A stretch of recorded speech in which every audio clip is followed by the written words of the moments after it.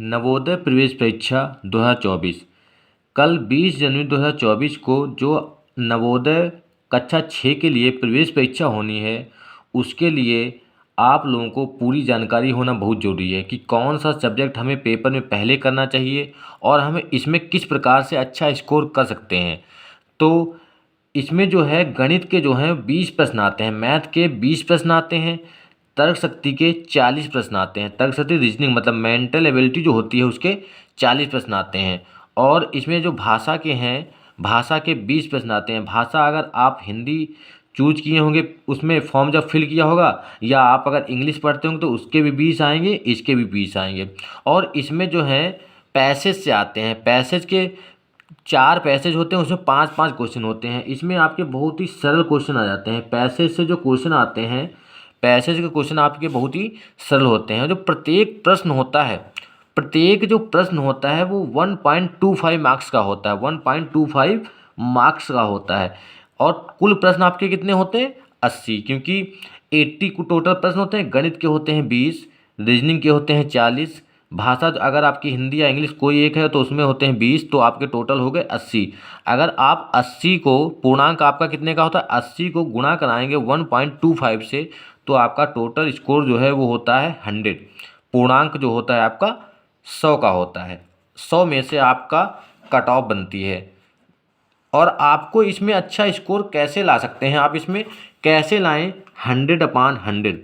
आपको सबसे पहले जो है, सबसे पहले आप किस सब्जेक्ट को चूज करें, क्योंकि गणित में आपका बहुत ही बड़ा सिलेबस होता है, उसमें लेंथी होता है, उसमें समय कितना होता है, समय जो इसमें आपका होता है वो होता है आपका, समय होता है 2 घंटे। समय आपका होता है 2 घंटे। समय 2 घंटे होता है मतलब 120 मिनट होते हैं। 120 मिनट में आपको टोटल प्रश्न करने होते हैं 80। तो आपके 20 प्रश्न तो हो गए हिंदी के, और 40 प्रश्न हो गए रीजनिंग के। हिंदी के प्रश्न में आपको दिक्कत तो होने नहीं वाली है, क्योंकि हिंदी आपको सिर्फ पैसेज से पढ़ना है, और पैसेज को बहुत अच्छे से पढ़ के उसके आंसर देने हैं आपको। और उसमें आपको शीर्षक पूछेगा, विलोम शब्द पूछ लेता है, या तो उसी में से आपको प्रश्न आंसर मिल जाएगा। लेकिन आपको पैसेज को सही से रीड करना है। हिंदी में आपके 20 में 20 आने चाहिए। अगर हिंदी में आपके गलत हो रहे हैं तो आपको दिक्कत होने वाली है। रीजनिंग, रीजनिंग में भी आपके 40 प्रश्न जो आते हैं उसमें सिर्फ आपको जो पैटर्न के हिसाब से जो उसमें चित्र वाले आते हैं, सारे प्रश्न वैसे होते हैं। अगर आपने रीजनिंग अच्छे से की है तो आप उसमें समझ के जो प्रश्न होते हैं उसमें आपको मिल जाएंगे। बस मैथ के आपके 15 क्वेश्चन जो हैं लगभग सिंपल आते हैं, 2 से 4 क्वेश्चन थोड़े से टफ होते हैं, उन पे आपको ध्यान देना। और समय आपके पास बहुत होता है।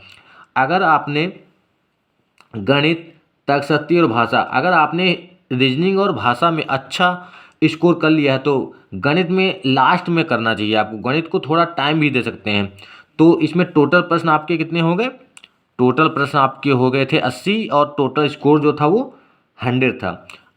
तो आप इसमें 100/100 ला सकते हैं। अगर इसमें भाषा में आपको सही से करना है, तर्क शक्ति में और मैथ, मैथ में आपको अगर आपकी अच्छी तैयारी है तो आप इसमें अच्छा स्कोर कर सकते हैं। और आपके जो लास्ट के क्वेश्चंस हैं उसमें अगर 1-2 क्वेश्चन हैं उसको आप अगर तुक्का भी लगाएंगे, अगर आपके सही हो गए तो उसमें आपके 100 में से 100 आ सकते हैं, चांसेस हो जाते हैं। और बहुत बच्चों के 98-99 मार्क्स भी आते हैं नवोदय में, ऐसा देखा गया है।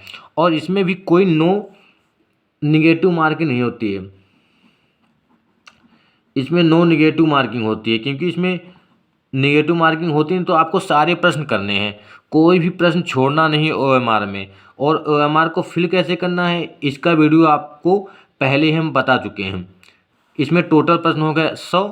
और इसमें सेफ स्कोर क्या होता है, अगर आपका जो स्कोर है वो 95 प्लस है, 95 प्लस मार्क्स है, ये अगर 95 प्लस मार्क्स है तो आपका सेफ स्कोर माना जाएगा। अगर आप कोई भी कैटेगरी में आते हैं वो तो आपको बाद में बात की जाएगी, पहले आपको समझना चाहिए ये कि आपको अच्छा स्कोर कैसे लाना है।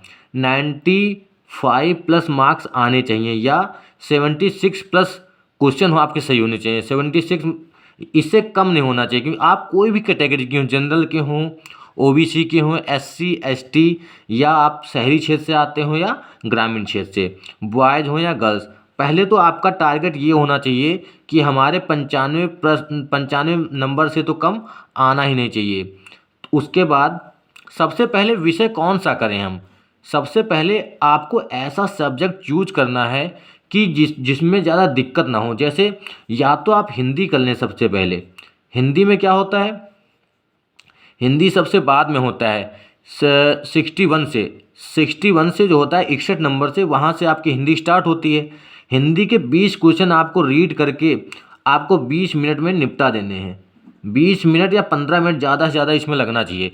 20 मिनट में इसको अगर निपटा रहे हैं आप, तो आपके पास अभी टाइम बचा है 100 मिनट, और उसको ओएमआर में फिल कर लेना है साथ में। चाहे तो आप 20 प्रश्न जो है पहले हिंदी के पेपर में सॉल्व कर लेंगे, पढ़ लेंगे, उसमें टिक कर लेंगे। उसके बाद ओएमआर सीट को एकदम से 61 नंबर से फिल कर देंगे, या एक एक क्वेश्चन पढ़ेंगे हिंदी का और साथ में ओएमआर सीट फिल कर देंगे।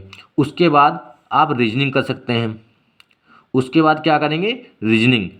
उसके बाद रीजनिंग के 40 प्रश्न जो होते हैं उसको आप 40 मिनट दे सकते हैं, क्योंकि इसमें बहुत सारे प्रश्न ऐसे होंगे जो बहुत जल्दी हो जाएंगे। 40 मिनट आप इसको दे सकते हैं, तो 40 20 60 मिनट हो गए। आपके पास बचेंगे 60 मिनट। इसको अगर आप 50 मिनट भी दे रहे हैं, 10 मिनट एक्स्ट्रा दे रहे हैं, तब भी आपके पास 50 मिनट बचेंगे। और 50 मिनट में आपके 20 क्वेश्चन मैथ के हो जाते हैं, क्योंकि रीजनिंग में कुछ क्वेश्चन जो होते हैं वो बहुत सिंपल होते हैं। उसमें आप अगर देखेंगे तो देख के ही उसका आंसर बता देंगे। या तो आप रीजनिंग से ही शुरुआत कर सकते हैं, क्योंकि रीजनिंग और हिंदी में ज़्यादा दिक्कत नहीं है, ये तो आप आराम से कर लेंगे। अगर आपने मैथ स्टार्ट की तो मैथ में आपको दिक्कत हो सकती है। सबसे पहले मैथ को स्टार्ट नहीं करना है, हिंदी रीजनिंग में से कोई एक सब्जेक्ट करना है, ओएमआर फिल कर लेनी है, और सारे ओएमआर छोड़ना नहीं कि हम लास्ट में फिल करेंगे। चाहे तो 10 क्वेश्चन फिल कर लीजिए साथ में, या हिंदी पहले करके हिंदी फिल कर लीजिए, रीजनिंग पहले करके रीजनिंग फिल कर लीजिए, और बाद में मैथ सबसे बाद में करना है। चाहे आपके पास 50 मिनट बचे या 40 मिनट, सबसे पहले मैथ में वो क्वेश्चन करने हैं जो आपको अच्छे से आते हैं। और बहुत से क्वेश्चन तो ऐसे होंगे, कम से कम 5 से 6 क्वेश्चन ऐसे होंगे जो बहुत सिंपल, जो जोड़ घटाना गुणा भाग वाले होंगे, वो डायरेक्ट आपको आते होंगे, तो वो तो आप ऐसे ही कर लेंगे। 2-4 क्वेश्चन ऐसे होंगे जो थोड़े कैलकुलेशन वाले होंगे, जो टाइम टेकन, उसमें थोड़ा सा टाइम लगेगा। और अगर कोई प्रश्न जो है सॉल्व नहीं हो पा रहा तो उसको आप ऑप्शन से भी चेक कर सकते हैं। तो मैथ में आप इस प्रकार से सॉल्व कर लेंगे। सबसे लास्ट में आपका जो आता है कि हमें प्रश्न नहीं आ रहा है मैथ का या रीजनिंग का। रीजनिंग में तो आप देख सकते हैं कैसा है। मैथ में क्या होता है, मैथ में बहुत से क्वेश्चन ऐसे हैं जो डाउट में हो जाते हैं, और रीजनिंग में हिंदी तो आप कर ही लेंगे। तो तुक्का कैसे लगाना है आपको, सबसे मेन कारण है कि आपको तुक्का देखते नहीं है, और बस क्वेश्चन कोई भी हो आप तुक्का अगर लगा लें तो ऐसे ही लगा देते हैं। सबसे पहले आपको देखना है कि जो अगर हम इसमें देख रहे हैं सबसे ज़्यादा ऑप्शन कौन से लगा चुके हैं। जो ऑप्शन ज़्यादा लगा चुके हैं उस ऑप्शन को नहीं लगाना है। या 4 क्वेश्चन जैसे ये दिए हैं, इसमें से अगर ये वाला क्वेश्चन हमें आता है, इसका आंसर हमें ये अगर दिख रहा है कि इसका आंसर ये है, ये हम लगा चुके हैं, तो चारों आप ये वाले फिल कर सकते हैं। चारों ये वाले फिल कर दिए, क्योंकि 3 प्रश्न जो हमने लगाए ये रिस्क पे लगाएंगे, क्योंकि तुक्का में जो लगाएंगे कोई ज़रूरी नहीं कि आपके अगर ये लगाएंगे ये लगाएंगे ये लगाएंगे तो ज़रूरी नहीं कि तीनों सही हो जाए, और अगर ये 3 लगा रहे हैं तो इसमें भी ज़रूरी नहीं कि सही हो जाए। लेकिन इससे फ़ायदा ये है कि ये वाला हमें कन्फर्म था कि ये वाला इसका आंसर सही है। कभी कभी ऐसा होता है कि इसके आसपास वाले जो होते हैं वो भी सही होते हैं। अगर ये 3 लगा रहे हो तो 3 में कम से कम 1 से 2 क्वेश्चन तो आपके सही होने के चांसेस बढ़ जाते हैं। अगर ये वाला सही है तो इसमें लगा सकते हैं। कहने का मतलब ये है, अगर 3 या 4 क्वेश्चन में से कोई एक क्वेश्चन आपको आता है और उसके आसपास वाले 1 या 2 क्वेश्चन आपको नहीं आ रहे हैं, तो उसको आप एक सेम जो क्वेश्चन है उसी को लगा दीजिए। अलग अलग लगाने से अच्छा है कि उसमें से आपका प्रश्न हो सकता है कि वो उसमें से 3 अगर लगाएं 1 या 2 आपका सही हो सकता है। तो इस प्रकार से आप लगा सकते हैं, और बाकी तो आप उसमें तुक्का तो लगा ही रहे हैं, ज़रूरी नहीं कि आपका सही हो जाए। और पहले प्रश्न को करना है, हिंदी पहले करनी है या रीजनिंग, उसके बाद मैथ के क्वेश्चन, और मैथ के क्वेश्चन सॉल्व करने हैं।